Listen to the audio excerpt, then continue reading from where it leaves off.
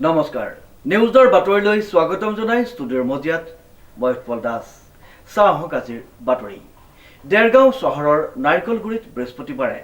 মাজনিশা সংঘটিত হয় এক পথ দুৰ্ঘটনা দ্ৰুত গতিত অহা বিলাসী বাহনে মহতিয়াই নিলে বিদ্যুতৰ খুঁটা সমগ্ৰ নাৰিকলগুৰি অঞ্চল বুৰ গ'ল অন্ধকাৰত ফলত ভীষণ অসুবিধাত পৰে পৰীক্ষাৰ্থীসকল চাহক আমাৰ এই বিশেষ প্ৰতিবেদনটি গোলাঘাট জিলাৰ দেৰগাঁও নগৰৰ নাৰিকলগুৰিত 29 ফেব্ৰুৱাৰী বৃহস্পতিবাৰে নিশা প্ৰায় 12 মান বজাত গোলাঘাট দিশৰ পৰা দেৰগাঁও অভিমুখে আহি থকা এখন তীব্ৰবেগী হুণ্ডাই বিলাসী বাহনে নিয়ন্ত্ৰণ হেৰুৱাই হেমচন্দ্ৰ গোস্বামী পথৰ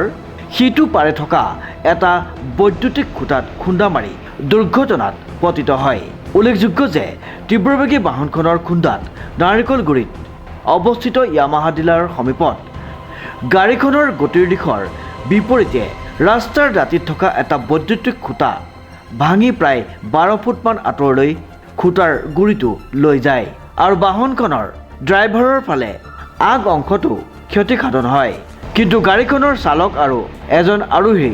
কথমপি প্ৰাণ ৰক্ষা পৰে আৰু সামান্য আঘাতপ্ৰাপ্ত হয় যদিও